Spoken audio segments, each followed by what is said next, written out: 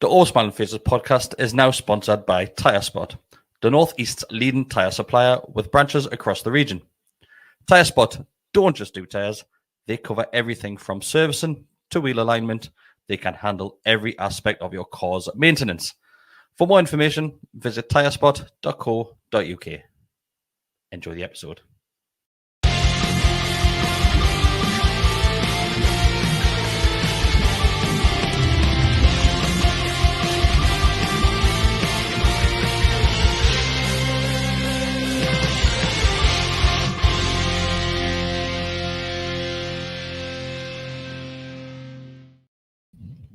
Hello, everybody. Welcome back to the GallowgateShots YouTube channel. And we are here with a spontaneous Saturday night show at 6 o'clock. It's like being on deck, isn't it? Oh, it's prime time Saturday night viewing this, like, isn't it? I am your host, as always, Chris, joined by Decker. And Daniel is here tonight as well with us. And we're just going to talk all things Newcastle United as usual. People will be used to likes the format of Always Smiling Faces podcast on Monday. We're probably going to stick to a similar sort of thing like we do on there. So if you do have any sort of questions, send them our way and we will go through your questions throughout the show. So we won't wait till the end. Have any questions, we'll just throw them in there. Anyone watching? Like? We'll go. Yeah, there's a few people watching. Oh, of course there are. Well, that's all of course right. there are. There's a few. The usuals are straight in there. So thanks, everybody. Yeah. Jules is just coming in. Yeah, Jules just coming in. Evening, everybody. I'm going to kick the conversation off with Kieran Trippier because, Decker, this was something which was started. We didn't really mention it much on Monday night show, like sort of the rumours of Trips going, because it was the day after really that they started to snowball a little bit. Obviously, Eddie Howe has been questioned about it in his press conference as well. He was basically asked the question, has Trippier shown any sort of want of leaving the football club or staying? I don't really get the second point because you're not going to get a player coming to your door saying, I really want to stay. Mm-hmm. Not really going to happen, is it? Like, imagine all your players go, oh, by the way, Gaff, I don't want to leave. Yeah. It's not going to happen. The first aspect of the question, then yes. Mm-hmm. So, thoughts on it? We've obviously had conversations before saying probably prime time to sell Trips if we need to get the money in. If you're looking at it as a PSR point of view, as a money cap sort of thing, rather than a fan. Yeah, I'll throw it straight back to you for a second there. Then I know I've heard PSR mentioned, but how much you gonna make off that? It's wages as well, though. You got to take that into account. I think it's done. Like, I think he's definitely going to be moving on. I think what'll hurt us a little bit if he does go, which I don't want him to. By the way, I'll say it again. I said the same on Monday that I just think. I suppose every player has a sell-by date and everyone does move on, and that's life, right? That's football. But I still feel that there's a player there that we should.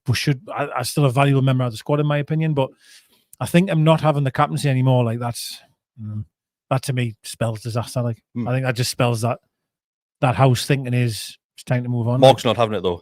Well, Mark's not having it. Yeah, but even though Howe will never come out and say, Howe will always say he's dead professional and I love working with him and all that type of stuff. He's always going to say that.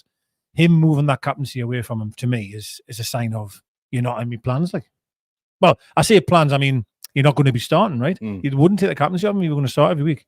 You wouldn't do that. So I feel like even Howe's at the position where he's like, yeah, it's time to move on. Now, I've heard links to Everton. Loan, I don't want any of that. If he's going to go, I want him to go abroad. And didn't got Everton. Like, do you know what I mean? I mean, they're absolutely honking anyway. But like, I don't like Everton. So I feel like whoever Trippier goes to, I'd want to do well. And I can't if it's Everton. Well, I think, do you know what it is? I'm going to throw a curveball in there, right? Obviously, we don't know the facts, but we're led to believe something's happening behind the scenes with Trippier's life, okay? Going abroad is going to throw another spanner in the works as well. If it is, obviously, I'm not going to say the word, but it's like it's a bad especially word. when he claims that he came to Newcastle to be up north. Closer to family. Closer to family. That was always his well, I think, allegedly, we've got to be really careful what we're saying. But everybody listening and watching knows exactly what we're talking about. If you follow the right people on Instagram. He's done it like Jermaine Janus, but worse. So yeah. Allegedly. Well, yeah. Allegedly. But it's thrown another span in the works. Because I'll be very shocked if he does go abroad. Dan, I really will. I think he'll be a move to another English Premier League side if he does go. Strange one with Everton. Obviously, Everton were no absolutely skint. They don't have a pot to piss in because obviously everything which happened last year going to be even a struggle for them this year as well. Lost the well, just lost again today. So it's not a great start. Lost being kind. Well, got absolutely -7 goal difference after 2 games, is it? Absolutely bad. It's the first time in the club's history where they've lost the 2 opening games by 3 or more goals in both games. So it's not great. Unlike a dice shade, that as well, isn't it? Really, you're expecting to be tight, hard work. You know, you're not getting battered. Opposite. It doesn't help that Pickford's trying to dribble the ball out of his box as well, mate. But Trips has worked with Dice before, and Trips is good friends with Pickford. So I don't know if that's just an easy link that's been getting sort of. Probably, because I think Sean Dyche actually said those words as well, saying we're in need of a right back. Then of course his name's going to get linked with us. Obviously, he said before Dyche that Kieran Trippier is the most professional footballer he's ever worked with. So I was going to say, you must have worked with many professional footballers. They've conceded 7 goals in 2 games. So Trippier might help. So they probably need him. Are you shocked at the rumours of it being alone, Dan? Being alone? No. I'm not shocked by anything in football anymore at all. I think from a Newcastle perspective, you'd probably want him gone with his age. You're going to want, I mean, what can we expect from him? 10 to 15 max? That's probably the range of money. I agree with your point earlier, Decker, about, that amount of money isn't going to be amazing for PSR. Certainly not bad. And it's definitely better than just a loan. But his wages are massive, absolutely massive. And the wages are actually what make our finances worse with our team at the minute. So if the only way to get him gone, if he's desperate to leave, if they feel like he could be a problem for the dressing room, if he's showing discontent, we obviously got no idea with what's going on. He might be completely professional, but he also seems like the type of person that just wouldn't settle for being second fiddle in that Newcastle team behind Tino, and he might just be quite vocal about that. So for the sake of the dressing room, sometimes it's good to just move him on, and especially do without any ill will, because I think of them since the Saudis have came in, he's arguably been the most important signing we've had. I think we're all incredibly appreciative of everything that he's done. And where I disagree with Decker a little bit is, if you went to Everton, I don't care. It's fine. It's probably the best move for him for all the reasons you went through. And it's one of the few northern teams in the league anymore. True. There's hardly any. I'm sure that is the team closest to us in the Premier League, Manchester United. Probably because obviously it would have been Burnley, who are obviously no longer there. So it'll be one of the western sides. Yeah. So unless he's going to go to a Midlands team, would a team like Leicester come in for him? Probably not. They've got Ricardo and James Justin coming back. So I don't know where else he would go. And as you said, Everton are skinned. So if he's going to go there, they're probably not going to pay for him. Yeah, no. What did you disagree with on? What did you not disagree? What did you disagree? I'm going to Everton. I wouldn't feel emotionally pained if he went to Everton. Sorry. That's I just wouldn't. Why would that hurt you, Decker? I just don't like Everton. Don't like them at all. Okay. Yeah. I'd love to see them go down. I just think it'd be funny, but I don't also harbour any hatred towards them. I just think out of any Premier League team, it would be them would be the team I wouldn't want them to go anywhere else. I mean, again, I'm not going to lose sleep over it. Like, if you went to Sunderland, I'd feel worse. Do you know what I mean? But it's not. I'm not at that level of hatred. Yeah. But it's pretty damn close. Yeah. It's such a strange one, because I think everybody massively appreciates what Trips has done since being at this football club. Yeah, 100%. And Eddie Howe mentions that plenty of times in his press conference. But is now the last really? I know I'm going to go back to PSR, and people hate us for that because I'm speaking as if I'm not a fan. But it's probably the last chance really we've got to make any money off him, really, isn't it? 100%. And also this not a fan is nonsense, because if you don't get rid of players like this, then you've got to get players that you really don't want to get rid of. I know that it hurts to sell Anderson and Minteh, but if you don't sell them two, you sell Gordon, or next summer you sell Bruno. I think... What's he doing there? Sorry, we are watching the Arsenal Villa game, and the ball's just been absolutely twatted off somebody. He's just dove. Sorry, I apologize. No, it's all right. For a second, I totally forgot what we were doing, and we were just sitting watching the game. He is just dove there. I'm telling you now. Sorry, everybody. I'm telling you, I'm telling you, watch it again. Who we're talking about here? John McGinn. John McGinn. He said Scottish prick. Honestly, he has. You just had the ball braid off him? No. Watch. He just jumps in the air. He's admitting here, Meg. See you. Right, fair enough, right? He kicks it off him. Now watch when he goes towards him. Watch him. Yeah. What's he doing? He gets a ball braid off him? Bollocks. He does it? Absolutely. No, bollocks. You need to see it from the other angle. He sees Saliba coming and almost just goes, just jumps into them. I think he gets a ball hit off him. Horrible. I think they should send them all off, just every single one, Sorry and get about them that. sent off. Sorry, what I Dan, wanna what are you say. talking about? I've honestly got no idea. I think Amanda and Merdad were actually counting on Bruno being sold with that release fee. Right, okay, yeah. And when that didn't happen, that's when the PSR nightmare happened. And then, they suddenly got to leave the club. So if that wasn't, if we don't get rid of Minteh and Anderson in that situation, then we're stuffed for a points deduction, or we do have to get rid of Anthony Gordon. So when it comes to looking ahead to the future, you can't think about the now. You've got to think, well, we've got to get the money while we can for players when they have value. Otherwise, in 12 months' time, 80 months' time, 24 months' time, you're going to be in the same position where we'll have to sell Isaac. Can you imagine? That's going to probably make us a successful football club in the long run as well, knowing the right time to sell these 100%. There's always a right time to sell someone. You look at even like teams like Liverpool when they sold Torres for 50 million, people thought, what on earth are you doing? And then they knew it was the right time to sell him. Yeah.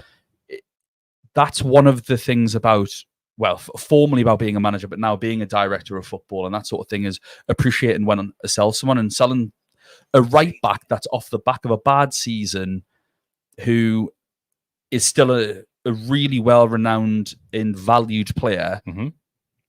You can't deny the impact he had last season as well. Obviously, he had a dodgy patch towards the end of the season, but his goal contributions, whether that was goals or assists, was unbelievable from a right back position. I seen a stat. Forgive us, I'm going to murder it. I often do that, don't I? Yeah. But I seen a stat anyway, right? And it was something like, when you bring Decker stats back, I know the impact that he had when he came in. So something like, out of the first 28 games, we won 27 of them, or something like that. Yeah, that's with him. That's incredible. That is incredible, and that's not just about his assists and his goals and all the rest of it. It was the professionalism and the leading by example and setting the right standards. Like coming to the away games injured, just unreal, man. The team always valuing the team. But that's why I think selling him I can live with. Loaning him out to me is nah. It depends if it's a decent loan fee. I will get money from the covering his wages to a certain extent. I think that's the way the club will be looking at it. If you play a football manager, you get a decent loan fee. I don't think Everton are giving out. Like they'll give something. They will give something, but it might be a Snickers and a bowl of fruit. That may be about it. They're not giving me like £8 million loan fee. If you could choose which fruit would be in your bowl, Dicker, which three? Well, I don't really eat fruit, would you have? But it would probably be. I like grapes. Like okay, big fan of grapes. I like grapes. I don't mind strawberries or Aries. Okay. But then that's about enough. All right. Okay. Enough, what would you pick, Dan? Pineapple, strawberry, raspberry. Okay. There you go. Yeah, I'm with Dick. I'm not a big fan of fruit. I'm not. No.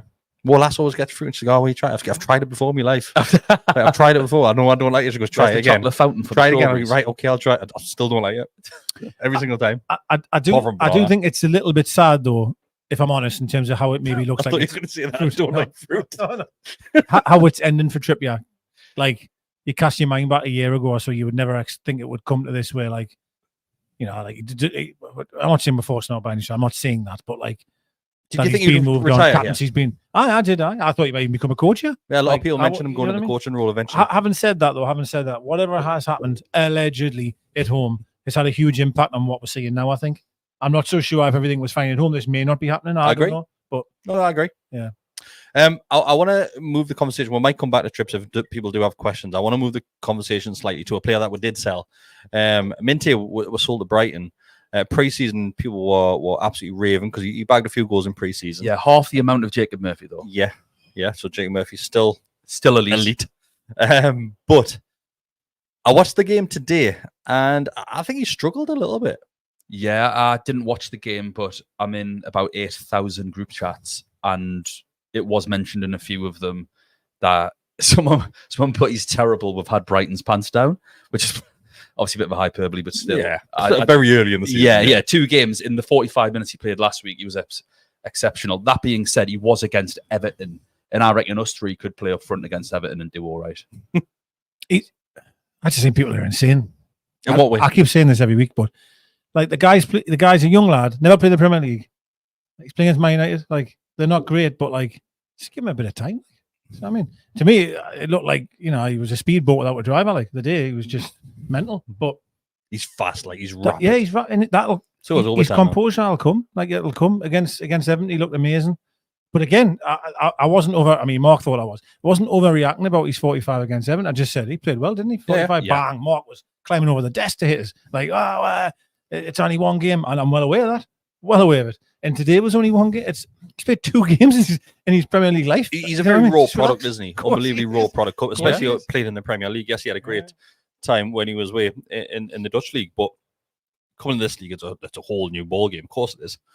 But I think overall, I think he will be a decent player. Yeah, I think he will. Maybe I'm sitting here and saying maybe it's a bit too early for him to be in the Premier League because we thought we'd keep him and loan him out for another season. Yep. Brighton have took that risk, paid 40 million for him, and put him straight in that starting 11. Yeah. And that's a great definition today of the speed, like a speedboat without a driver, because he was rapid. Then as soon as that decision needed to come, he made the wrong decision almost every single time. Yeah, 100%. Yeah. Now again, like I don't know.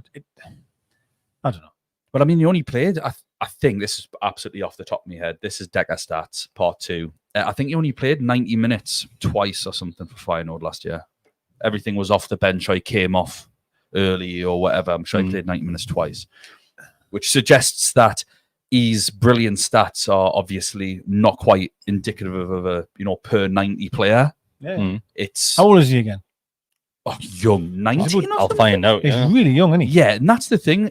With youngsters, you expect inconsistency. Of course, absolutely. And wingers are the most inconsistent position on the field, right? It always is the case because everyone thinks 20. He's 20, isn't he? So he's a bit older than that. Just turned 20 but last he's still month. young. I just think, like it's a funny one because our fans, right, watch a few highlights of Feyenoord games. See him come on. Oh my God, this guy's the future. He's going to start right wing. We're selling me as a bad half. He's shy. Got the pants down. It's crap. Relax, man. Relax. Like PR read. Do you know what I mean? Like, but the same people will probably think Murphy's an absolute world beater weekly. Do you think? Do you know what I mean? It's insane. Do you wish we had a Kepler no Decker? 100%. Do you understand the reasons why we didn't? Absolutely. I know both sides of the argument. And how was said he was angry having to sell them. I was angry then. Same with Anderson as well. We shouldn't be sitting here going, that's a great bit of business. Like, it's unfortunate that because of the PSR rules that were, unfortunately, we're a bit handcuffed, aren't we? We had to do it's very hard as a football fan to separate the two of them. It's yes, you understand the reasons for selling these young upcoming players, and we know we had to do that to keep a hold of what Dan mentioned earlier on, to keep a hold of the likes of Isaac and Gordon, and really you're weighing both options up and thinking, who would you rather lose at this point? And it had to be Minteh. It had to be. And Anderson, you can throw him in along with it as well. I think sort of the biggest indictment on modern football. You know, everyone will post something on Twitter and go, "Oh, game's gone, game's gone." It'll be after Fabian Schär's red card, "Oh, game's gone." But we see that all the time. Game's been going for ages. One of the worst things is that you do a football podcast or you're listening to a match on the telly, and people at the same time, and people have to talk about book sales and PSR and boring legal and financial terms that no one will watch football to get away from all this crap. And yet we all have to now factor it into whether we want to buy or sell someone or talk about the football or, oh, do you want to buy this player? Oh, no. Why? He's much better than what we've got. Yeah, but is he worth the cost? And when you put it to this and with the wages and will it upset this? And you're just thinking, can't be arsed. Which moves across to Marc Guehi as well. A lot of people are saying that the price tag for Guehi now is getting phenomenal. It's going through the roof.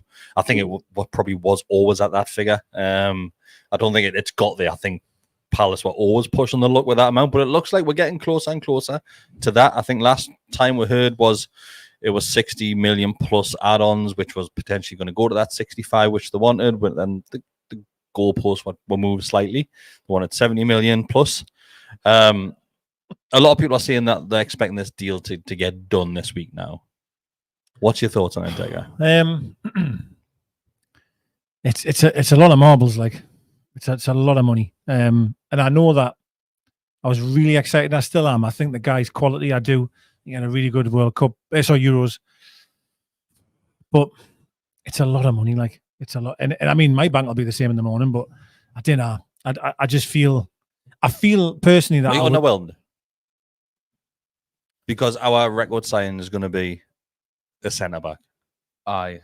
It's a bit sad. It's a bit stupid, really, to say that in a way, just because of the position. But I would prefer to get someone for that value of money at the top end of the pitch that can make a difference goal scoring wise. And I would rather have done that, but obviously we're not going to. Mind you, if we don't get him, it's been incredibly underwhelming, to be honest, as a window. But so we thought with the red card which Fabian picked up last season, it might have bumped the price up a little bit for Guehi. But the last two performances we've seen from Crystal Palace, you're thinking maybe the bid should start coming down against Brentford, by the way. Well, the thing is, since Gaspar came in last season, I think for the last 14 games of the season, Palace had not used too much of an analytical term, but they had the fourth best XGC, which means they were expected to concede the fourth least amount of goals. How many times did Marc Guehi play in those 14 games? It was minimal towards the end of the season, wasn't it? One, and he played in holding midfield. So this amazing defence that they got, had now to do with him. Then you've got obviously the two that he's dropped the last two games, although I think he might have played holding midfield again today. But then with the Euros, I think there's just a bit of like an expectation perception thing going on where people didn't expect him to be that great. And he was better than their expectations. Therefore, they think he was mint. He had two great games. The first one, and against the Netherlands, he was exceptional. He was average against Spain, but fair enough. Spain are pretty good. He was average against Denmark.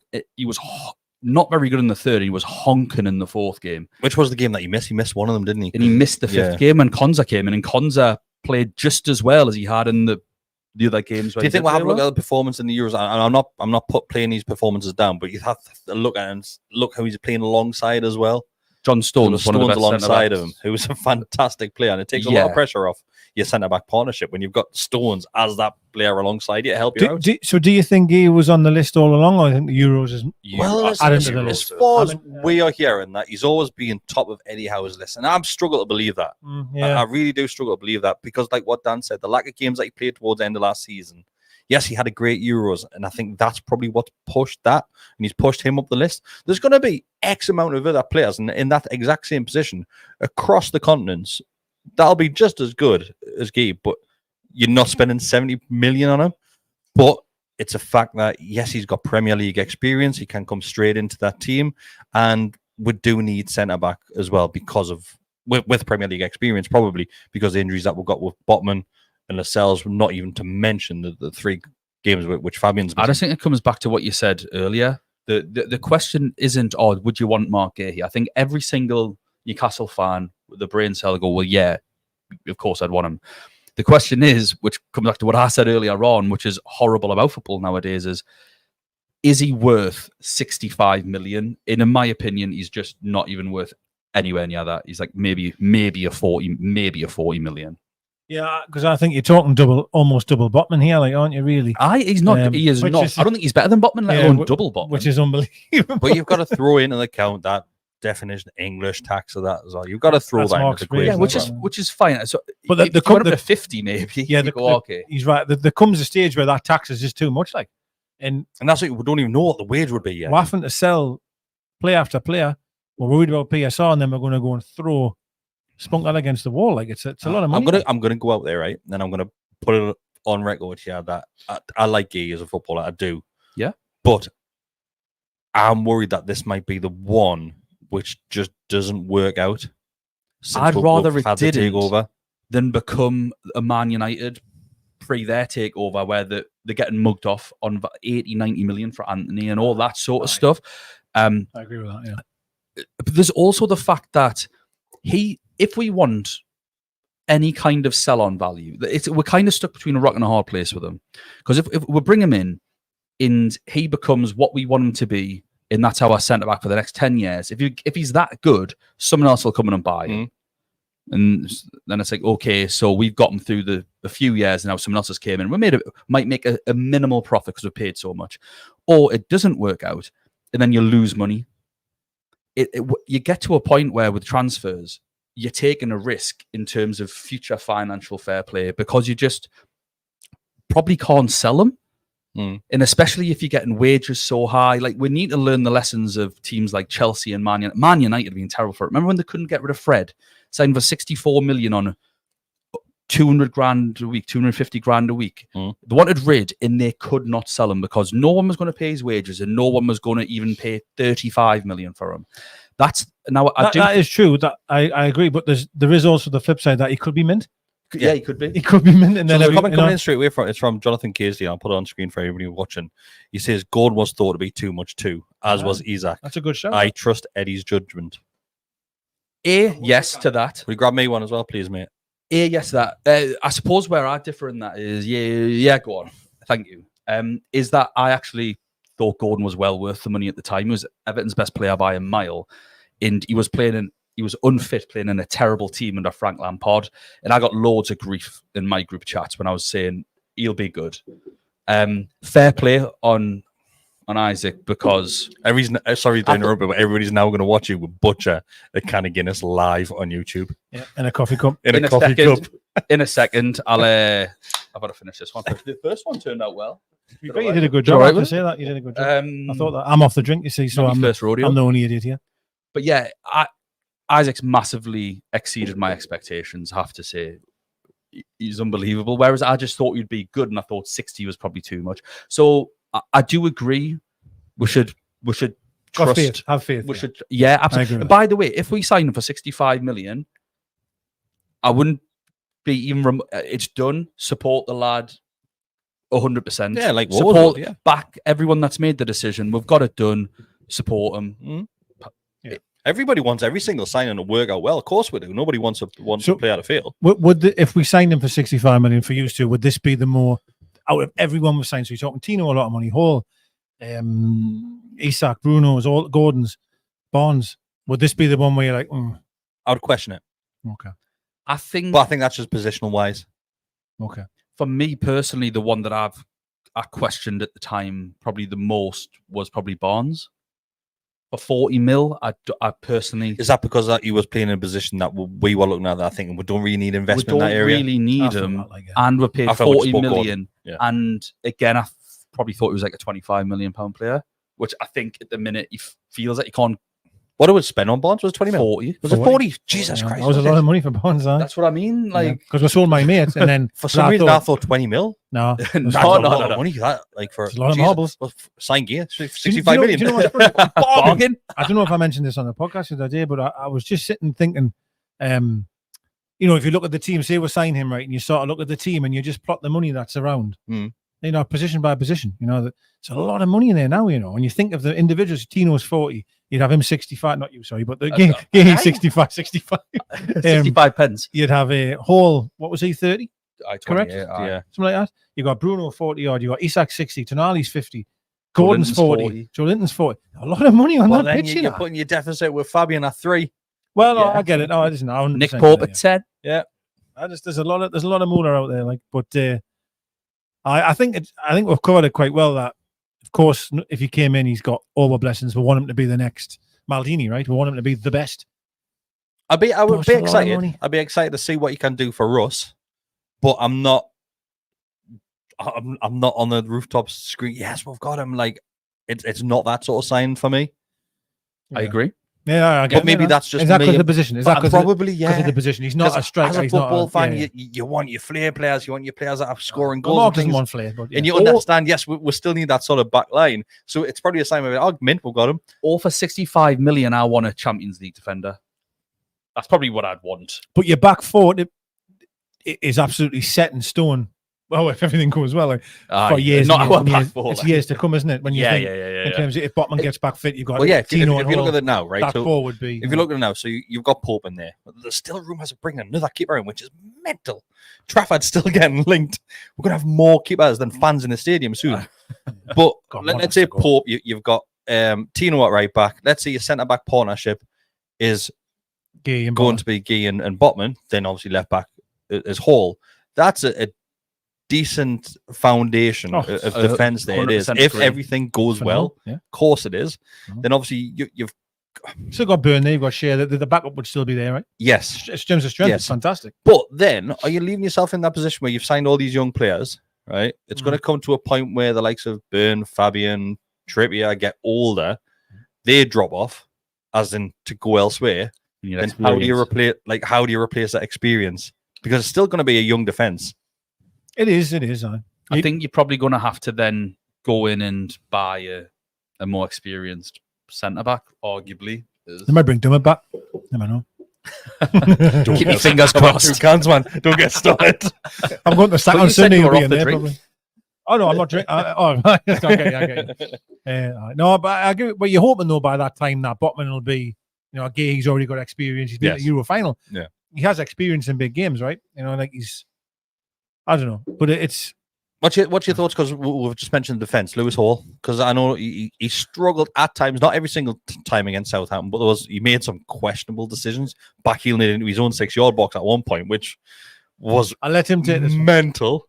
But then you can see like he does do well in certain situations. I like him, And he did clear one off the line. He did clear it off the line. He did that far off the line, wasn't it? That far. If anybody's seen Monday Night, Mark's you know just what throwing cans at his screen and all now. Right off. It's not off the line. He's walking down that bank now from Gates to come meet with. But what's your thoughts? Like, do you think he will be that one that's going to be the future at left back? Because I'm not still convinced. I think he's a good player, but I'm not convinced. Yeah, I mean, he made an absolute mug of my GallowgateShots predictions, didn't he? The thing is, it got cut off. Tell people what your prediction was. Well, I'd said it got cut off at the beginning for time, but I'd said it's probably going to be Isaac. However, everyone's going to say that. So I'm going to take a punt on Lewis Hall to do a bit of an Anthony Gordon, where I thought he was our best player in May. Was that the last month of the Yeah. So. Well, we were at the Brighton game together, and I thought he was probably our best player on the day. Mm-hmm. Burnley, he's probably our best player against Man United. I just thought he was exceptional that month, and he sort of found his feet again, and I just expect him to have a good season. Like we said about, I think he's younger than Minteh. So he is young and he's raised as a midfielder, centre midfielder by trade. He's now getting put in defence, learning that position. So I want to give Minteh the benefit of the doubt. I think we'll have to give Lewis Hall. I agree. When he had to defend in his own half, running back, he struggled a lot. Mm-hmm. There were moments when he pressed really high, tackled high, and he looked really good in those areas. So I just think it'll take a bit of time still. On the ball, when we had 11 men, he looked excellent, found the right pass, got a couple of good crosses in. When we had 10 men and there wasn't that option there, he was doing some stupid things on the ball, giving the ball away. I mean, I was pulling my hair out. There was two moments I stand out. One, the back heel, and one's where he just pays it across. And I think that leads to the chance, which is is that the chance where he clears off the line? I'm sure it comes from him. Or it's one where Tino passes around the post. It's one of those. And I just think it's youth. He's 19 years old or something, learning that position. I not only think he'll be our left back for years to come, I think he'll be England's left back. I think if we're saying Guehi, we'd have 3 of England's back 4. At what point, right? Yeah. At what point do the club just go, nah, with Guehi, just nah, done? Like, because it's getting to that point now. It's a Friday. Is it this Friday coming? No, it does not go the first week in September now. I thought it was this week. Yes, 1st or 2nd of September, I think. Yeah. I think if we'll go back one more time and they reject that one, then we'll not. Yeah. Is that giving you enough time to move on to your next? Well, do you know what it is, right? I was going to mention this actually because I go back to when Liverpool went for Van Dijk the first time and they didn't get him. They couldn't get him. And they decided, well, we're not going to get anyone then. We'll just go with what we've got. And then they got him again later. And to be honest with you, I'm more of a fan of that than just spunking the money elsewhere. Because I mean, you will have a list of players, of course you will. But if you've got your heart set on him so much, I personally don't think I would go and get someone else just for the sake of getting a body in. I would rather go, right, well, we'll set it with what we've got. Now, fans will go berserk because... So when you're saying we're set up with what we've got, if we're looking at with centre-backs now that can cover positions, you've got, yes, Fabian suspended, but he's still there. You've got Fabian, Dan Burn, you've got Kraft, and you've got Kelly, who are all probably available. The problem is playing a left-footed centre-back right centre-back is a nightmare for modern football. If it was 20 years ago and you're just booting it up. So you've got Fabian and Kraft, really. So this is it. Emil Kraft is our second choice right centre-back, and bless him, he's just not good enough in that position. I don't mind him being at right back or whatever. Absolutely fine. And I actually really like the guy, gives 100%. No problem with him whatsoever. But he's pretty terrible as a centre-back. And he looked bad. It's against Southampton. Who? Kraft. I thought he did well. I thought he did all right. I thought he did well. panicked every time the That's ball what came. Yeah, Like, didn't concede, though. Came off his shin a few Didn't times. No, I'm not saying I'll reiterate what I mean here. Me worry is that you go for this player for 65 million that you're putting all your eggs in that basket, you kind of get him, and then you go and buy someone else for 60. For example, I don't think that's the answer. Like, now, I'm not saying because we've got the money there to spend doesn't mean I don't think we'll have to spend spend 65 million on we'll someone. just I go wouldn't mind buy- if we got the second choice and he was 35 or 40. If you don't go know. for I know that you probably get some stick, but like a Joe Gomez, or you go Tapsoba at I wouldn't mind Gomez. I wouldn't mind him. Actually, he's all right. I like him actually. Yeah, if you went for someone that was worth the value that they are, and you get them in as an extra body, I think that's fine. But yeah, just with Emil Kraft, obviously we went to that Brighton game, and how many times did me and you stand there going, "What's he doing when because you still play like the fullback, run out, and then all the space, and people would cheer because he'd make a great recovery tackle, but that's not what you want from a centre back. That's my only point. I actually really like him. I think he works really hard. He always gives 100%. But you can't say, I want Newcastle to get top 4 when he's your backup right centre back. I think that's fair. yeah, absolutely. Top 10, yeah, great. If you want to be top 4, top 5, then we need someone else in there regardless. But the reason he's there now is he's probably third choice, and it's the fact that the injuries are there that's why he's having to come in that position. Yeah, it's true, but I mean, Lascelles is out for so long, isn't he? And Botman's end of the year? Yes, and we don't know. Again, he's going to be reintroduced into the team. He's Botman's going to be left-sided centre back anyway. Yeah, of course. So we need a right-sided centre back. So I do think it's a bit of a problem. I think it's a real problem area. Is that why we keep on going then with the right approach for Guehi, because we need that right foot? I think we will. I do. I think we will. But if we don't, I don't know. I'm still as confident, right? I know Palace have sold a lot of players recently, so they don't necessarily need to keep on selling players. That's the only thing that worries me. They don't have to sell. But I think, just to go back to what we mentioned on Monday, Decker, as well, that Palace clearly wanted a bit more. That's what they wanted. Hence why Paris was out. Any chance he got, he had a microphone in front of his face. He was trying to get interest in the player. Even sending Guehi out to do some interviews mentioning about the transfer, which was weird. But they kept on doing it. But Paris loved talking about it, saying that Newcastle made the valuation. This is what one, blah, blah, blah, blah. He's putting it out there to the public. That's willing to sell the player. Yeah, willing to sell the player. But what did the bidding more, which hasn't came? I think Palace make the next move. I don't think it's us. I think Palace come back to us. Maybe. I think bidding more. I mean, maybe they did want that, but they're still at the neck end of what they want. Regardless, really. Close. I mean, they're very close to what I think they're wild for not accepting it, because there's not going to be another Euros to save it. If they took the money, they could then go to Liverpool and buy Joe Gomez for 30 million. They're probably going to make 30 million profit and have a centre back who's 27-year-old. I go like just do, or go to Chelsea and get one of their centre backs like Trevor Chalobah or someone. You could probably buy Trevor Chalobah for 15-20 million, make 40-45 million profit, and have a centre back that's only like a little bit worse. I bet you they're feeling a little bit more worried because they've lost the opening 2 games.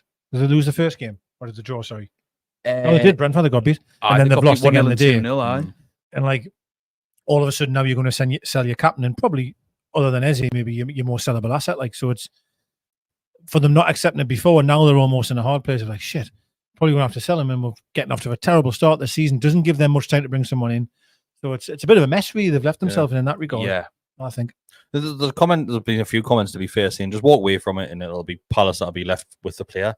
I can't look at the Palace left with the player, because clearly he's a good player. They're not left with this deadwood player. He's still a very good player. Well, absolutely. But yes, they're going to financially, they're going to take that hit. But like I've said, they've sold so many players so far. Like they don't need to sell them. They don't have to. No, they don't. But again, I'll come back to it. Like he's their player. They're entitled to ask whatever they want to ask. Like it's.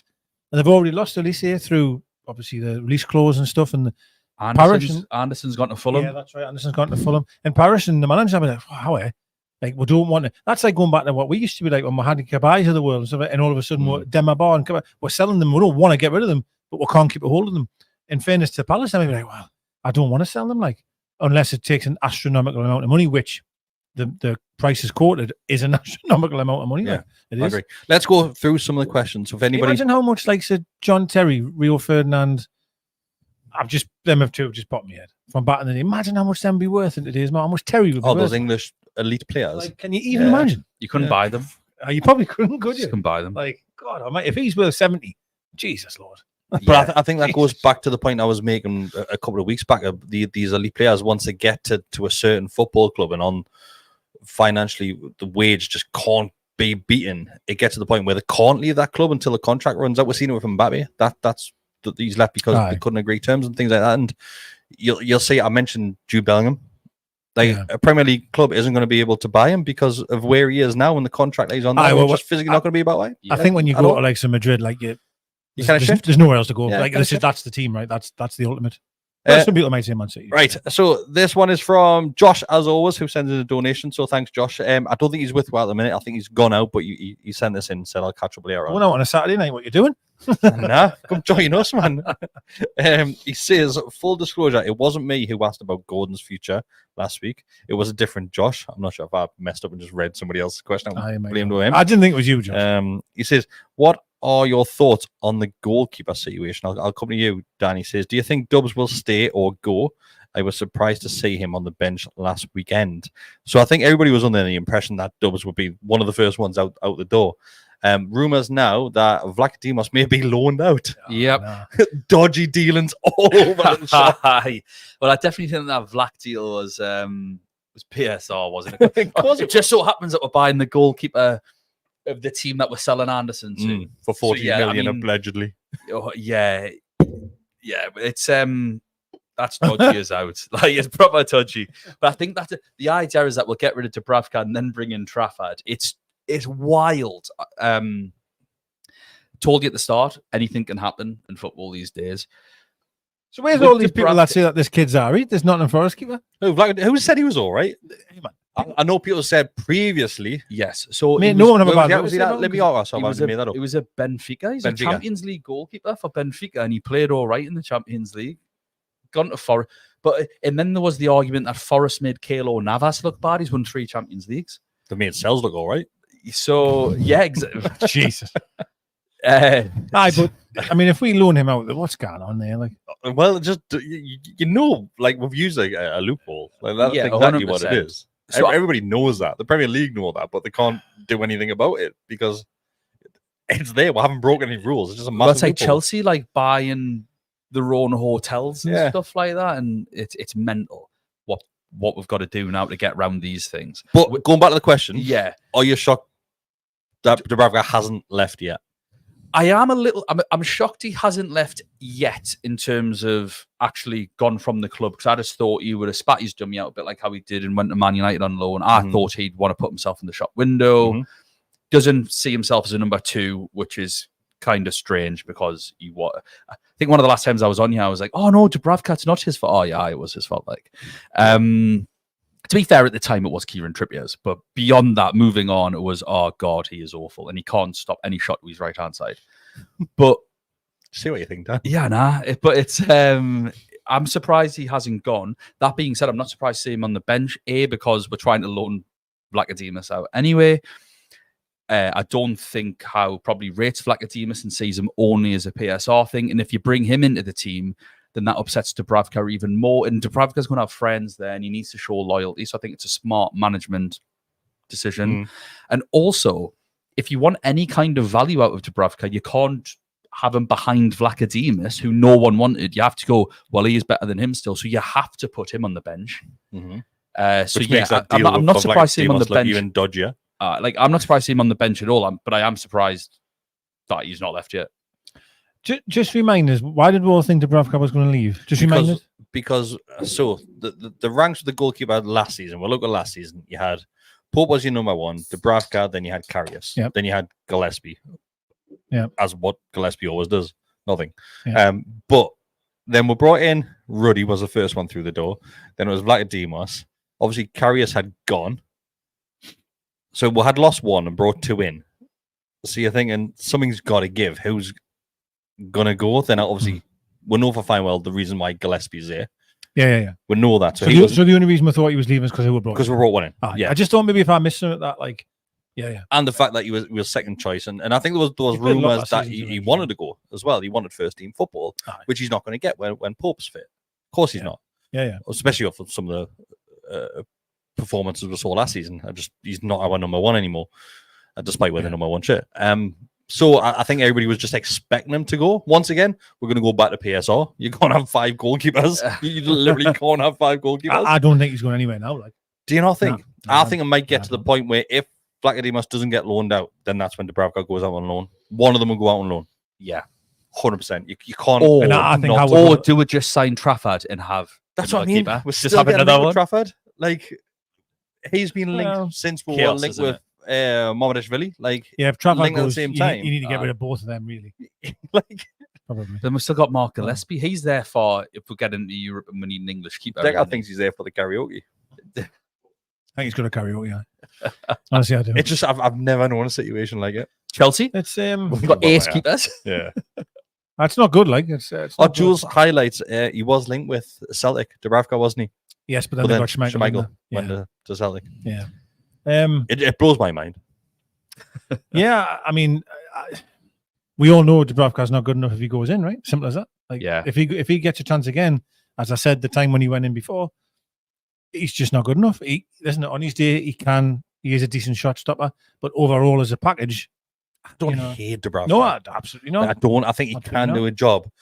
I think when he was between the sticks last season, everything was going to shit. Like Trips was going through his bad patch.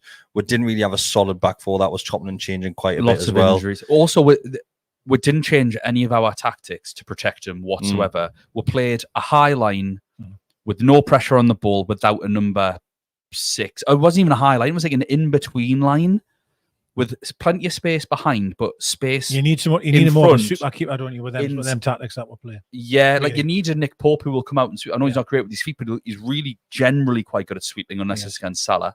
Yes. Then he's fine. In fact, very good. So that's what you need. Dubravka isn't comfortable with that, so you need to like drop a bit. But then you probably needed a 6 in there to protect. Whereas that same ball every week was coming through. So I also think he was done dirty a bit. Like, I don't think we ever played to help him, but there were some games where you just like questionable, wasn't there at times? Come on.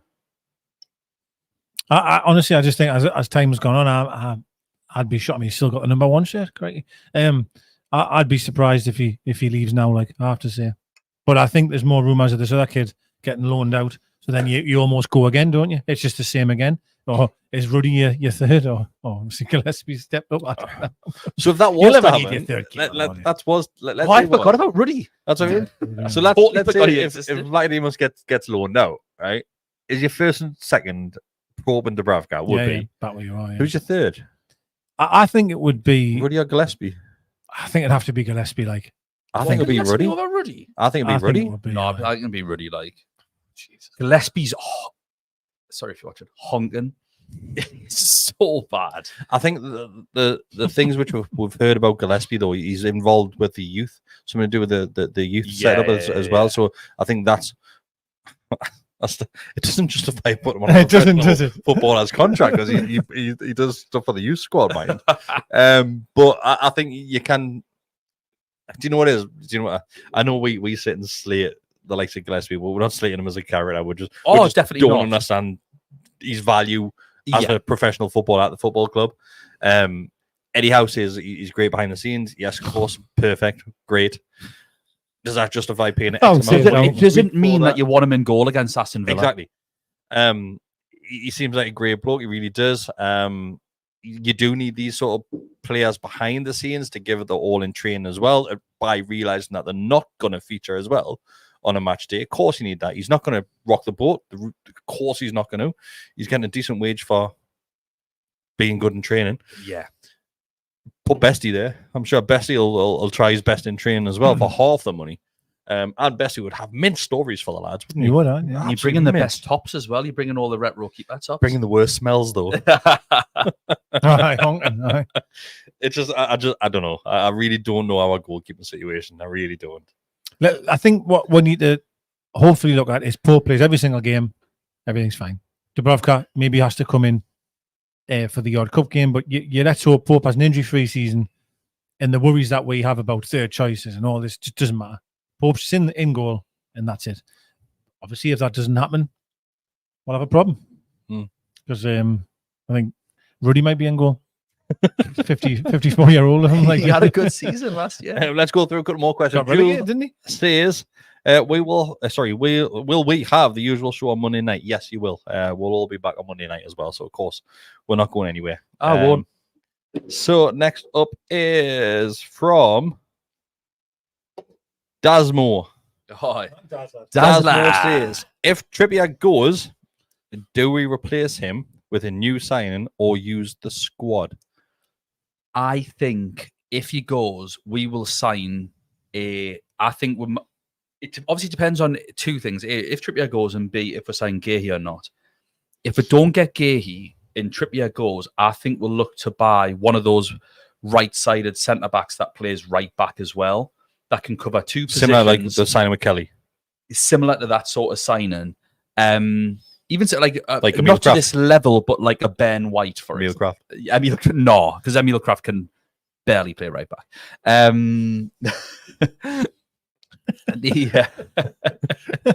You don't like Kraft, even though you've said No, I know. I know you've said loads of times. Like Gillespie, I like him as a character, But do you know what I find amazing about? I've watched him I'd say about 4 games. I've went, oh, he's been class. We've been doing this show for God knows how long, right? And we've had umpteen amount of guests on. Yeah, when one of the lads is off on a Monday, we'll always bring somebody in, right?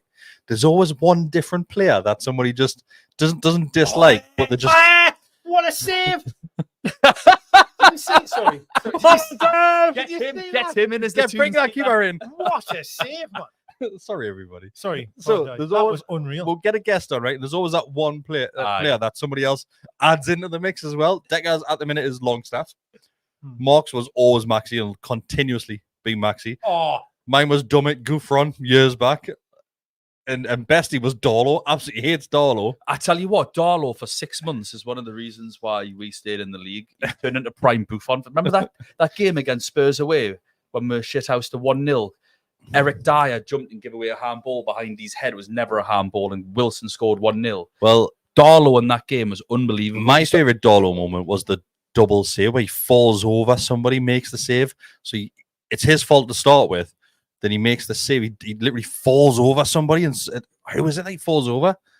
It's one of the centre backs. He literally trips Darlow. I remember Forest. He did so well to get back, though. Yeah. Like, he did go good save. Yeah. So it was a double save. He saves it on the edge of the box and he runs back, falls over somebody and saves it again. I can't remember what game it was. It's when we kept the clean sheet with 2-0 with Liverpool and he made a worldy save against Salah and then he tweeted Southgate afterwards saying England #1. 6 months, and then I think it was actually after that game he went back to regress into what he was. But no, with Kraft, even again, when the last game we all went to watch together, we're all throughout the game going, you know what, it's a good recovery tackle. Like he tries hard, but his positioning's wrong. This is wrong. That's shite. Like he's letting this that like. It's just saying what he is. I actually don't dislike him, and if he's in the team, I'm going to support him. But it's just what are your expectations? So you're going down the route of bringing somebody else in. Yeah, so I think you'd bring a second choice. I think you'd bring in a player that can play both areas and is good in the air, and you allow Tino to be the predominant right back. And if there's any issues with him, you can play him at right back. Shares the right-sided centre back, and if there's any issues with him, plays in there. That's personally how I think would go down the route of. You got far too excited about that save. Like it wasn't that impressive. That was a class save. That it wasn't that impressive. You're straight up. You're absolutely insane. Straight up. I think again, I think I said this when Wood left, right? And I says, well, we've got 2 strikers now. We used to have 3, so we're worse off. So now if we lose Trippier, so before we had Trippier, Tino, and Kraft as a backup. Now you've got Tino and Kraft. You're worse off. Do you think the club let him go without a replacement though? Oh, the club probably will. They let him go without a replacement. I think so. Well, did we Wood? Yeah. Well, a striker go and just battled on. I'm surprised we haven't been more in the loan market. We haven't for a while. I know. I don't know if they just feel it's bunking money for nothing. I don't know. If you look at Hall, there's an option. So it was a loan with option to buy. Yeah, well, I mean, it was mandatory. I think the thing that we had to sign was if we finished 14th or above or something, we had to. Yeah. That was a given. And So, well, it's nice. Back in the day, we were 14th from beer success. Scott honestly, mentioned, Scott mentioned that's the Ashby, thing. mind. Pardon? Scott mentioned Ashby. Oh yeah, Harrison Ashby. I don't know how he's. I've not I seen don't much even of know how him. he's doing. To be Yeah. honest, I've not been keeping up. The last time I checked, which was about 6 months ago, he wasn't doing well. I'd be But stunned. I've got no idea, to be if he's honest. an option. Stunned. He's not good enough. It's just not though. Like he's just not. Like He's young, so he might have time. It might be one of those where West Ham was signing from. we signed from West West Ham. Ham, Aye. I don't know. He's got time. He's got time because I'm sure he's only 21, 20, something like that. I think so. I think if Trips goes, but we're signing Guehi, then we do not bring somebody else in that position. I think you probably end up playing Guehi at right back. If Tino gets really injured. hate Kraft, don't you? If Tino gets injured. Well, so you're not bringing in a £65 million player. When out of that back four, Dan Burn at centre-back's probably been the He's best a of brick the wall. lot at centre-back. he's class. Brick wall. Like, And class. then when Botman comes back, you've got position Botman as and well. Burn. So then you've two got less footers. you've got Fabian Schär who could not play at right back. And then you've just brought in a £65 million defender, or you're going to play Emil Kraft if Tino's injured. I thought you might go three centre halves, but It's possible. I think what would like some Murphy playing as possibly, Yeah. yeah. Or you play, well, you could play Tino there. Obviously, if Tino's fit, he could be the wing back, or the other side. And you could play Guehi, Burn, and Shea, for example. There's a three, but then again, then you might lose someone in midfield, and I appreciate people might not like that, but no, I go back to what I said before. I just feel that if you lose Trippier and you don't replace him, yes, there's options there, but for me, you're weaker. You're absolutely weaker in that position. If anything happens to Tino, God forbid, of course, but that's a stint for Kraft. And I do like Kraft, I do, but to the point I think Dan made earlier on about what's your aspirations. You know, would you expect to be in top four if you had Kraft centre half? Answer's no. Would you expect to be top four if Kraft plays a long period of time at right back? No for me as well. Top 8, maybe. Maybe you're pushing top 8, but people's aspirations are higher than that. But, I'm not saying mine. I'm just saying people. I know what people are like, man. People weren't even happy with the Southampton game. Do you know what I mean? Like people are just. I get what you're saying because a lot of people have said that because we don't have European football that you don't have that distraction midweek, so we should be pushing for top 4. That fan got really loud. It's made a lot of noise. That should I turn it off? It went loud. I'm a bit worried. Like turn it off, man. People that are watching live, tell us if you can hear that fan because that is loud. It's really got loud. Not the Arsenal fan, Decker, but that fan. Like that sounded like it was about to blow That's up. what I thought. Yeah. And if there's I'm going to tell you a bit of. We'll turn the curtain. Sorry, just open the curtain. We'll have a little peek behind it. If this studio goes on fire, we all burn. There's no windows or anything. We all burn. We'll have to run through walls to get out of here. And these are steel walls. Thanks for the positivity. What was I saying? I can't remember who I was mentioning there. What about? I mentioned aspirations. People's aspirations. Yeah. So people saying without Champions League football or without European football, then it's a no-brainer that we should be challenging for the top 4. I think that's a bit of a reach. I think top 4 to expect to be in that top 4. It's always a bit of a reach. Of course, we've done very, very well to get there a couple of seasons back. But having said that, I've said all along, European football has to be our goal. And if we do not qualify for Europe this season, I'm putting that as a failure, right? Unless something ridiculous happens in regards to injuries like we saw last season. Mark wasn't happy about that. Mark said you can't say it's a failure because you haven't got European football. In my opinion, it is because once again, if I think it was Pep this said said that the worried about playing Newcastle because we can be high intensity like we were the season we finished 4th because we don't have that midweek game as well. Yeah, you've got time to prepare for the next game and all that. Yeah, you've got more time for preparation and so on, recovery times and things like that. You've also got to look at Newcastle historically, where we've finished and all that sort of stuff is one thing. And I think in terms of fan appreciation and stuff like that, it's worth mentioning. But at the same time, you also have to look at the players on the pitch. You've got a centre midfielder that the most dominant team in the league have been looking to buy in terms of Bruno. Liverpool wanted him. Barca have flirted with him. Other than Haaland, who's the best striker in the league? Isaac. You've got like some of the Botman's one of the best young players. Gordon's one of the best left wingers. We've bought Sandro Tonali, You went through how much the team cost. Mm-hmm. Anthony Gordon, England fans were crying out for a Newcastle player to play the Euros. Yeah. And again, he's sort of valued at 75 million for a dodgy PSR deal, whereas actually he's probably worth 100. He was our player of the year last year, ahead of Isaac and ahead of Bruno. There has to be a level of expectation, no thank you, in terms of how good these players are to where we should expect to finish objectively, not as Newcastle fans, as people that watch football, and understand how good a team is. This team is easily good enough to get into Europe, and is, without Europe this season and with other teams having Europe, good enough to finish in the Champions League places. Now, I agree, expecting Champions League's probably a bit silly. Of course, yeah.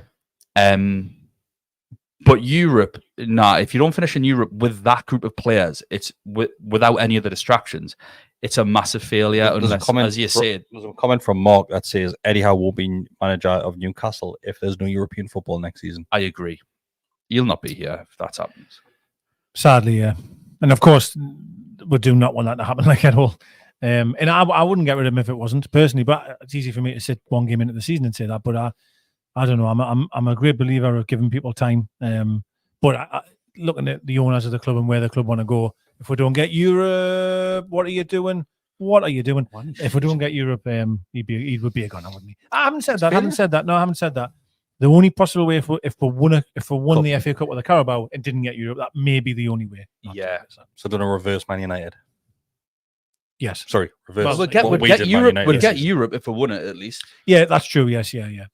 I mean, I'm not saying you could finish 14th and win a cup and be Irish, but would never finish that low. But if you finish 8th, 9th, but you won the FA Cup, yeah, then that would be fine. You never sack you never sack a Newcastle manager. What do you think we'll do in the cup competitions? Do you think we'll obviously?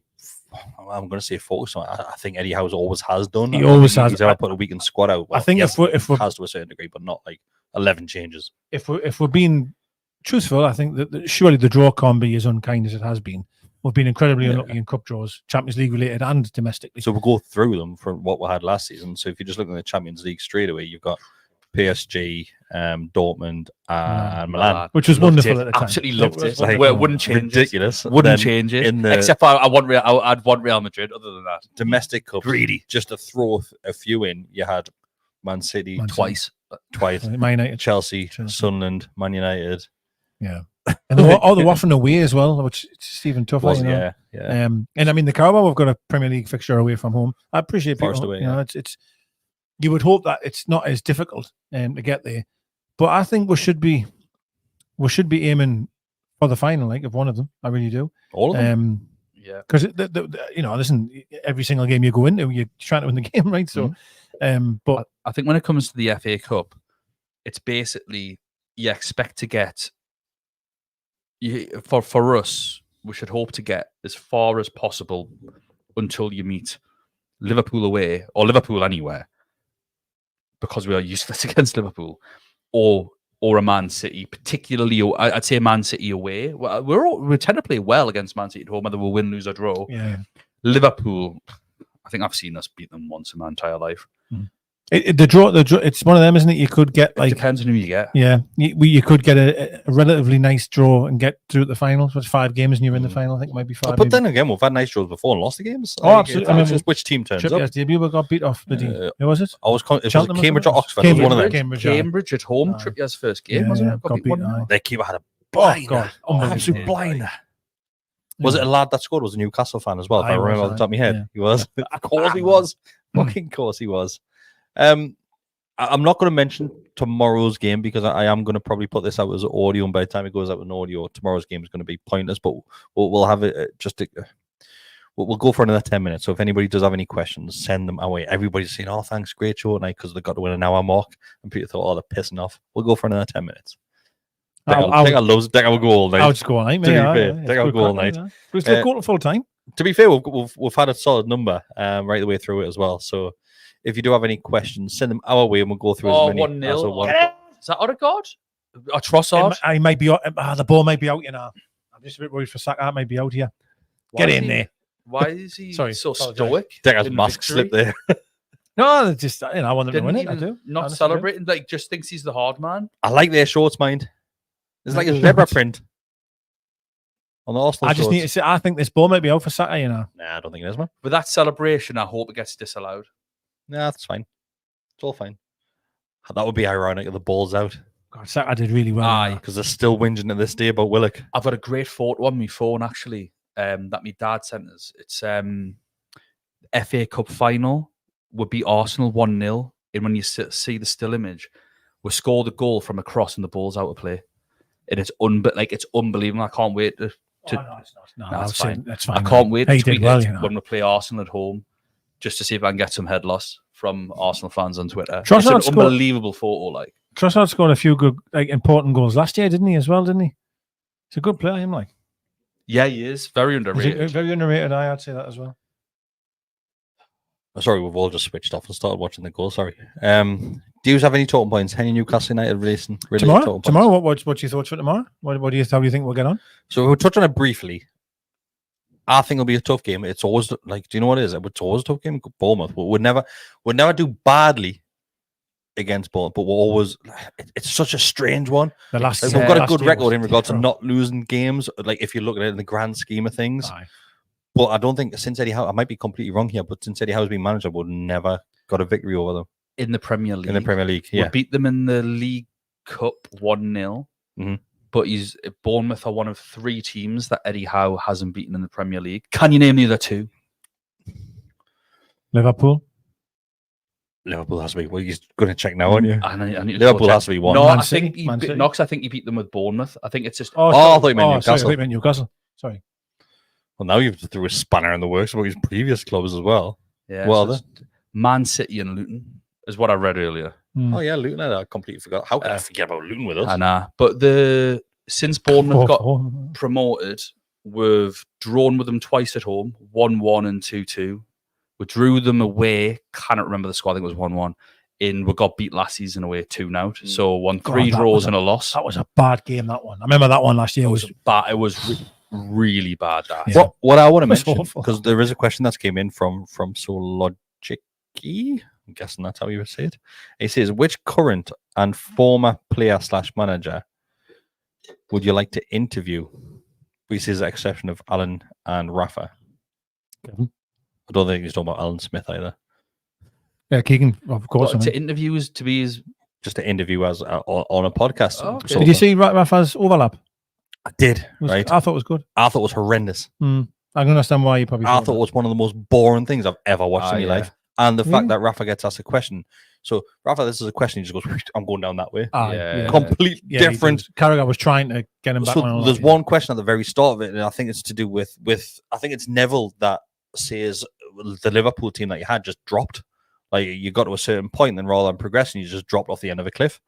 Then he starts talking about budget and stuff like that. Then they keep on trying to get him back on track to say, but why did that happen? Yeah, he starts talking about budget again. Redknapp had to stop and not Redknapp. Carragher had to stop and say, "No, we're talking about Xabi Alonso leaving. Why did he leave? Bring it back in." They were trying to get a human sort of response from Rafa, and they were just getting that political response, which we've seen as Newcastle United fans as well. And I thought was very political. It really pisses off that Newcastle wasn't mentioned at all. That's what I was going to mention. Why? Not once. Just all of a sudden, it just jumps in Literally. this to Evan. What? Yeah, never, ever. There's like a couple of years at Newcastle there, which was a big impact as well. Even when they were like, Keane was mentioning a few things, or like he had some other jobs, and he was going through the jobs, and I was like, he's going to say Newcastle at some point, and even just missed out then. Oh, you went to Everton, you've been Real Madrid. I stopped watching it, to be honest. And I'm I'll like, be honest, I stopped watching this. I kept watching it thinking of, because I thought eventually we're going to come up. Well, I put in the WhatsApp group. I said, "Has anybody seen this? Does Newcastle get mentioned?" Because I was a good 3/4 of the way through, and as I said, the message started talking about Evan. I was like, "I not get mentioned." I don't know if that was maybe a legal thing or something, where before they said you cannot mention Newcastle. I don't know why. I'm just saying. Thought so. You could still talk about your time. I mean, you know why Roy Keane went off. I even went in the comments and I was looking to see. Nobody even said why is Newcastle not been. Nobody. It was weird. It was weird. I'll give you that. Yeah. Like really strange. But I think I wouldn't want to interview Rafa. I loved him when he was here. I really did. But it's like I said, it's always political with Rafa. It really is, and Rafa always seems to get his back up in certain situations and blame everybody else. Oh, it's never his fault. Like it's never his fault. They start talking about like China, and one of the last questions I start asking about, he's moved to Everton, and they start saying he basically says, well, I went because of my family, and they go, yeah, but you wouldn't have went to who was Tranmere though, and you wouldn't have went to Tranmere though. Yeah, it was a financial reason as well. And he kept on saying back to family and blah, blah, blah, blah, blah, which I get to a certain degree. And I just... But Carragher was really giving him it on that one. He's questioning everything. Yeah. He's questioning, to fair play to Carragher, because he could have easily just let a lot of these questions just go. But Carragher was always stepping on and go, but why? Tell me more about it. Why? Why did you do this? And the Alonso one was a good talking point, because Rafa was trying to throw him under the bus and saying the Liverpool fans loved him, but you just didn't realise what was going on behind the scenes and things like that. It's when they asked him about why are European and Spanish coaches so far ahead of English coaches. Like, I remember once I saw Spurs training session and the cross from the right side but not the left. Like, what wonderful insight. That is why Spanish coaches are better than English coaches. So to have somebody like Rafa on there, and the majority of it was about Istanbul, like a good 50% of it was about Istanbul. But I think that's what you're going to get. And there was no point having Roy Keane, Wright, and Jill Scott there, because didn't say a peep, not a single peep out of them. 5 people around the desk and 3 of them talking. Like it was pointless. The whole thing was pointless. I think Rafa would have been good on the overlap questions, which Gary Neville does. When he's like walking around. Yes, but Rafa doesn't give forward answers. Like he takes hours to answer one question. Like I had the benefit of, I met Rafa. We got invited to the training ground, and it was about the obviously Perez was there, blah blah blah. And after the training session, he came over. There was me and my brother Adam there, and he says, "Anybody got any questions?" I think everybody was just a little bit in awe and a bit starstruck at the time, and everybody froze a little bit, and nobody really had any valuable questions. So similar to what you saw on the Overlap podcast, just went boom and just started talking to people about nothing, absolutely about nothing, but just talking at them. You went on about AI or something, wasn't it? About an AI thing or something. And then Carragher was like, "What about half time at Milan? What about half time at Milan?" Yeah, and he was on about AI, and he's like, "Rafa, half time against Milan." It was mental. Honestly, it was like just a dog just pissing off. A dog that the lead had came unattached, like mental. Yeah. But if we go back to the question, sorry. So if you had to pick an ex-player to interview, Decker, who would it be? So an ex-player? Yeah, we'll go down. In fact, do both, player and manager. Well, it would be Keegan for me, but even though I probably know every answer to everything you'd say anyway, but it would be Keegan. Yeah, Keegan does a lot of the rounds when it goes to talk, so everybody knows what you get from Keegan. But it would be for me. And it has to be Newcastle, obviously, player-wise, bloody hell. I'll give you my manager. Mine be Pardew. Pardew, that's a good one. That, Pardew will have some stories. If he was allowed to talk freely and openly, Pardew will have some stories. If I was allowed to pick a current player, I'd want to interview, or if I could interview a player once he's left Newcastle or once he's retired, I 100% think Ginola sells, because he was there during the complete capitulation. Transitions. Championship, definitely not the Champions League. Championship. Then back up, you've got the Rafa years, you've got the Bruce Ball years. Oh, he's there for McLaren. Like, he's back in with Eddie Howe, Champions League. You could be there for, honestly, you could have Peter Jackson do a 3-part 9-hour documentary on Jamal Lascelles' time at Newcastle in the different periods. When the reason why I got the captaincy is because he came out in interviews and was like, "This is crap. We're not doing this." End of the season on it. And and he stepped up at a young age. If you interview him, he's just going to tell you the answers you want to know. Like, he's just going to say, "Yep, I'll tell you. I don't care. I'm not contracted anymore." Yeah, I think it's a good one. That's who I'd like to interview. It's just a bit of a flamboyant pick. I'd quite like to interview Hatton Ben Arfa. Yeah, Ben Arfa. Yeah. Just for being a maverick player, and I just want to talk through some of the goals. Like, what on earth were you thinking for this, and how did you like the city? Just, I don't know. I always think. I have to say Maxi for me. Maxi. Who did you say? No, I wouldn't be Maxi. No, I would be just so I could speak to him. Do you know what I mean? But I'm trying to. Lascelles is a good show because of the tenure and the amount of shit that he's seen go down. Like, would be mint. I don't know. I don't know. I think player-wise is a very difficult one. Oh, what a terrible goal to concede. I think players is a difficult one because you would want the right player. We've spoken to Shearer before. Shearer's been on here. We've had Ryan Taylor on here. Lee Clark's been on here before. Ferdinand was great, Do you know what it is? I done like a quick fire question with Ferdinand, and he was mint, really, really good. I would like to get Ferdinand on for a full interview. Ferdinand, Hi, Ferdinand for me, because he's just a nice bloke as well. Yeah, just a nice bloke. Well. Very underrated. In the scope of 90s strikers, when people say, "Oh, you had all these strikers: Fowler, Shearer, Owen, Wright," and you go through them all, Sheringham. People tend to leave out Ferdinand. Yeah. Isn't it mental? I've said this before, but like when you look at the England squad, and you're like, well, you've got Watkins and Kane, strikers, and then possibly Wilson, maybe if he's fit, and then you've just nipped me in. Like there's like 6-7 there that are just insane. You know what I mean? Like it is incredible. Terrible. Would you interview Janus? I'd be scared of the pictures, to be honest.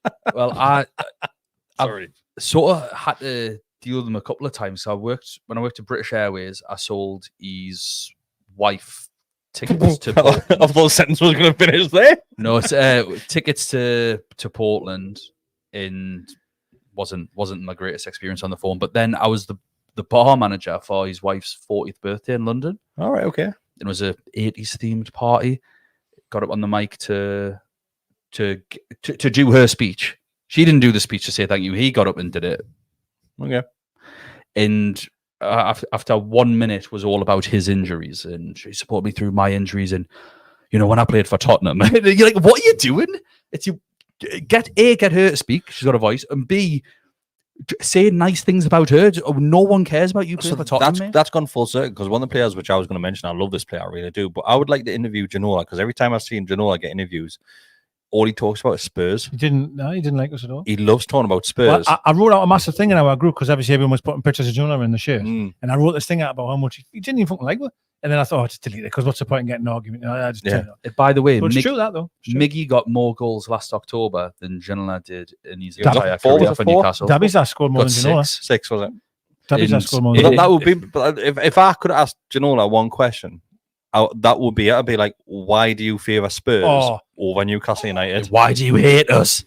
Because he never really mentions, but when he does a pundit, I wouldn't give him satisfaction. And I think if it was Spurs v Newcastle, I think which side of the fence he's sitting on. 100%. I read his book. Honestly, I read his book, and in his book it was like couldn't wait to get over the Newcastle chapter. And then he was like, right, when I went to Spurs, I felt I played my best football. I enjoyed my time in England. It's all Spurs, man. All Spurs. Now, he was really pissed off with Keegan, because he had a chance to go to Barcelona under Bobby, and Keegan said, no, we're going to build things. And then 4 games into the season, he fucked off. Yeah. And then Ginola was like, how? And you've just left me out. I think Keegan mentions this at times as well. So there's some of that going on, but still, like the amount of love that we have for Ginola, and I do as well. I do as well. 100%. I do. It did make us. That's what I mean by the video. And I seen that advert, and he's on the end. I'm like, he's like almost jumped on the wagon. Money. He's jumping on the wagon because we're decent now. Who would you replace him with then? And he loves money. He just wants. Oh, what? I've got to sit in an advert wearing the classic kit, looking sexy, giving the camera a wink, and you're going to pay us thousands of pounds for him. Yeah, I'll do it. Yeah. Ooh la la. We're doing it for free for Spurs.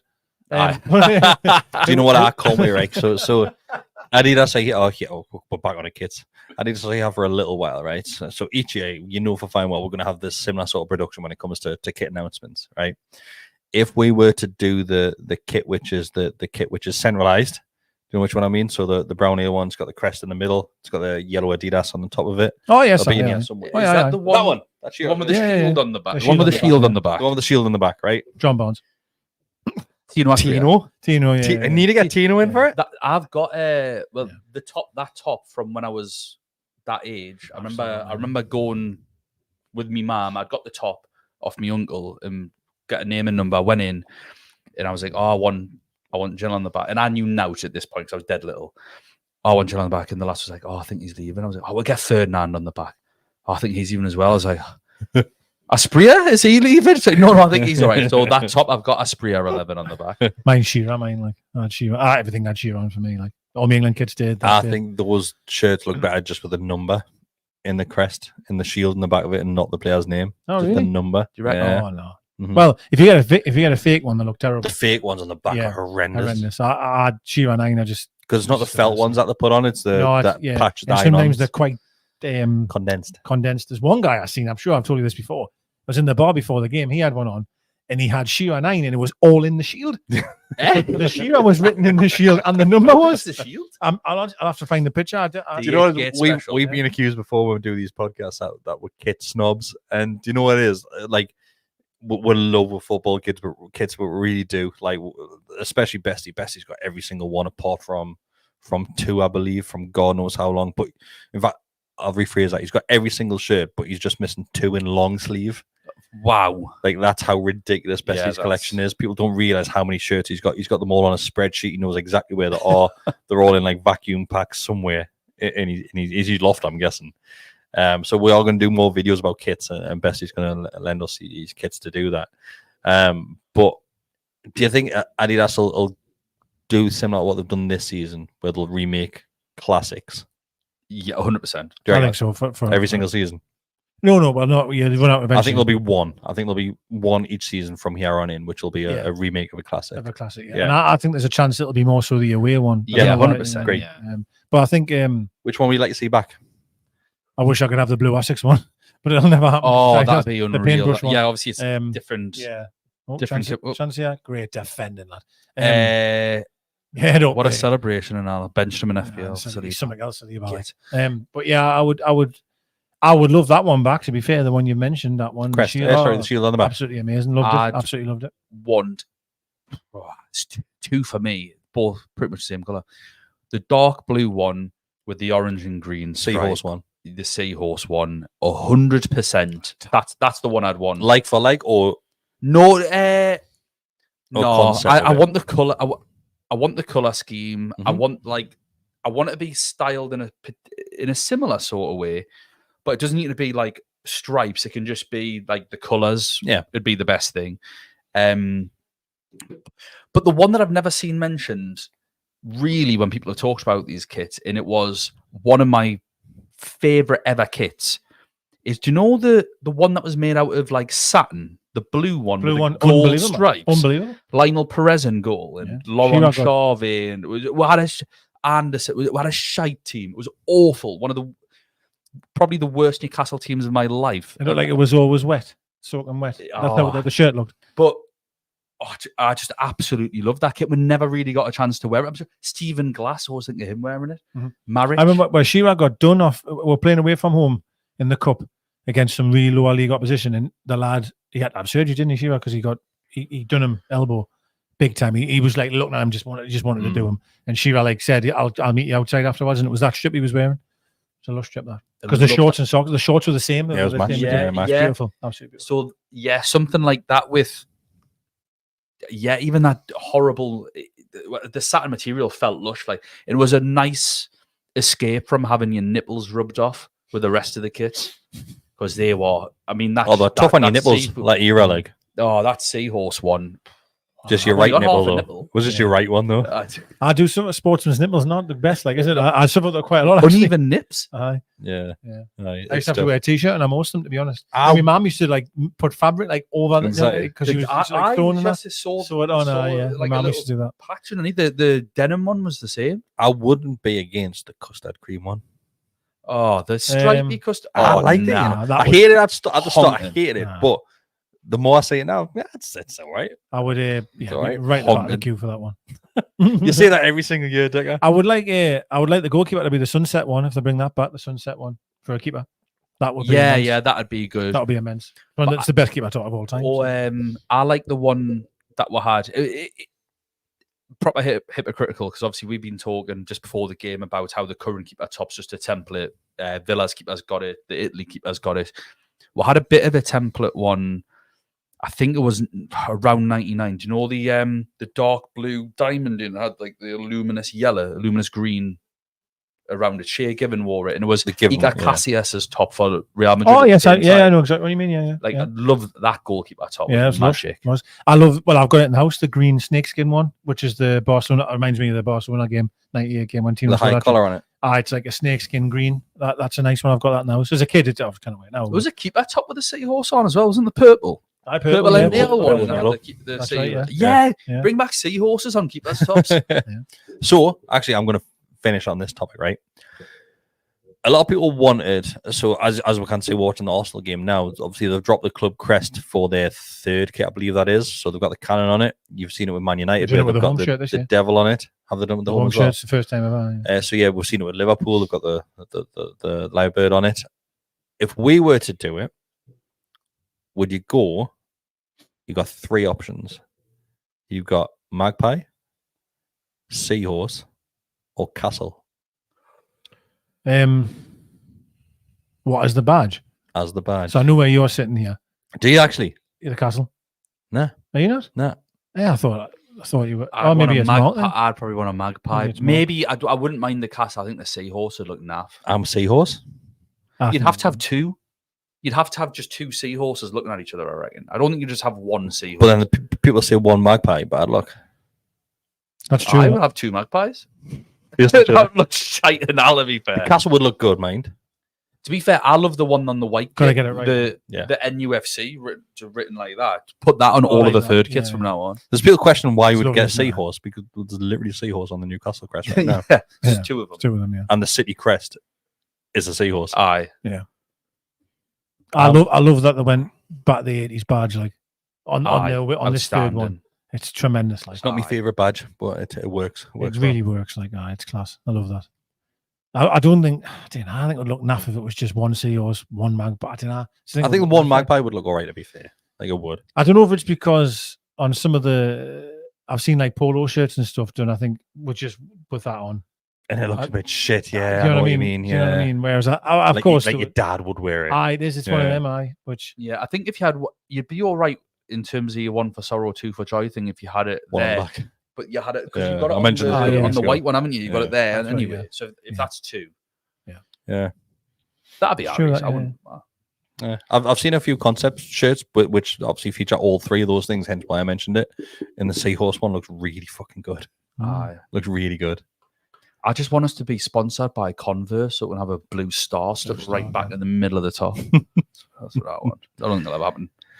Do you just want to mention anything else before we go? tomorrow's game again. So what did you say the score would be? I don't even know. Somehow we went from I'll touch on this a little bit and then went to like the shirt. I think it'll be a draw tomorrow. 1-1. A draw. Oh, we said we were shite normally. That's Yeah. right. It'll be Dan? 1-1. To not be accused of being negative, we'll win 2-1. Oh, we'll always get accused of being negative. Just see what you want. No, I think with 11 men and I think a bit of counter-attacking football, I think we'll win 2-1. Emil Kraft brace. Yeah, I fancy the draw, but I think I'm going to go for a winner. I think we'll 2-0. Ooh, that's a 2-0. bold, eh? that's a big score. It's incredibly bold. It'd be great. It's just opening away game. I'd say, especially against Bournemouth, a draw. I'll take it. And we I'll take it, yeah. didn't play well. I know that we're down to 10 men for a lot of it, but we weren't great with 11. If you do want to hear more, though, Yeah, there is a right. match reaction. A match prediction on the channel as well. So, match review. Lads have came up with it this week, I believe. Off the top of my head, I might be wrong here, but it's Scott, Daryl, Andy, and Joe that are all on that as well. That's so why I go and thought watch that as well. I would. We can have our say because Yeah. we weren't on there. So Yeah, go and watch it. It's great as always. a lot more in depth than us. Hell of a lot more. It's got Ref Watch on there as well, which is Watch my eye. favorite thing ever. Yeah, Ref- Dasmo doing that still, does he? Fuck yes, he does. Yeah, I it's love good. Ref Watch. Absolutely love it. So thanks for doing Ref Watch, Dasmo. I did a Champions League game last season, and he's going on about the ref, and he was on about what colour boxer shorts he wears and what side of the bed he gets He's out. I got was like, hairs on his whoa. I was toes and that. That's yeah, that's go on. So. My favorite feature of Ref Watch is he bald? My favorite feature of it. But thanks everybody who has been watching us live tonight. If you are watching back or if you're just listening back, if it does go out as an audio, thank you very much. We do have a couple of videos available for members right now.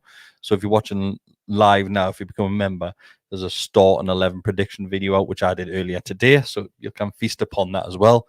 You do get extra things as a member as well. So we do a bi-weekly podcast, which is called Canny Chatter as well. Scott hosts that, and there's a few lads on there. Harry's on that, Joe's on that, and Ian's on that as well. And they just talk mainly about Newcastle United, but throw a few topics in there. They talk about food quite a lot. I stole that off us, stole that off us, I didn't. Because we love food, but they stole that off us. No better, yeah, no better. Aye. See, I could talk about loads of random shit. Yeah. I think what the content that we need is Decker rating garlic sauce, top 10 garlic sauces in the Northeast. There's no. I can tell you his answer now. Well, you know the Gills. one, yeah. Hey, It's have who? you seen that Gills. I can tell you the answer now. Have you seen that bolognese special I got the other day? That bolognese I special. had one last night. I'm Oh. a bourbon now, and I can What, smell a it. bolognese special. Is that from Gills, is it? No, I had a garlic bread special. That's normally- cheesy right, garlic bread So special. hear us out here. So right, Yeah, we can. we Look, do you know what it is? This is We're the just content you ending. want. We're going to go for another 20 minutes talking about food now. so Sorry. we always talk about garlic bread specials, Yeah. right? And for those that might not know, it's a garlic bread with cheese, hopefully, Mhm. and then you have kebab meat on top of that, and then chips on top of that, Garlic all over. and garlic all over that. Yeah. So a bolla special. So you've had a bolognese pizza from Gills, right? Yeah. I'd say it's the best bolognese pizza you can ever get, Yeah. in my opinion. I'm not a big fan of bolognese, fine, but yeah, I but- appreciate, yes, it is. From So you Gills, get a yeah. bolognese pizza, 14-inch, 12-inch, whatever you want. Yeah. That is then loaded with kebab meat on top. Yep. Chips, and then So garlic you're sauce. replacing the garlic Yeah. bread with the pizza. It is absolute I've had a stodgy nugget. pepperoni one before. Right. Aye. And that's from Gills. Next level. It depends what you're level. thinking of Gills, because The chippy? there's lots of The Gills. fish and chip shop. No, Aye, but it's- no. Yeah, there's a family that No. is. And Right, so where's this Gills that People you're have made talking this about? mistake, right? I was going to say I was off to Denton Burn to grab No. myself one on the way. Yeah. People make this mistake. You're hearing us saying Gills, right? Not that Gills. Not the Gills that you're thinking about, or these people watching, right? It's Gills in South Shields. Right. Okay. Yeah. So none Family. of the chain Gills. Yep. No. None of them. You need to drive to Shields. I'm going to get the Right. picture and go To over the pick this camera up. to show this. That you have to. You have to. Because sometimes what they'll do, right? So the Gills, I bet you now the Gills you're thinking of what they'll do. They'll give you a little side tub of garlic. But Oh, I've no, seen your photos. you need It's a ladle. Ah, A little. Decker's gonna try and put his garlic bread special in front of the camera at the minute, I think. Oh yeah, you can see it. You can't appreciate the garlic because garlic's underneath the chip. Oh, best. I would put my tongue in that bit there.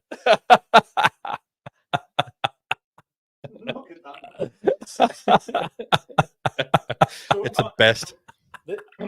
It was that big, right? That's what she said. It was that big. I had to get a spatula. You know, that there's the spatula there.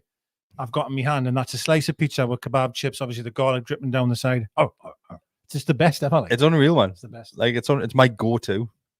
Do you know what I did the other day, right? I'm on a diet. Sorry, as well. everybody. Oh, we're on it now. Like, You know what I did the other day, right? So on Gills, like I know where garlic bread special is. So you go garlic bread special, okay, tick, done, right? I clicked the wrong button, but it wasn't bad news. They sent us a mixed garlic bread special.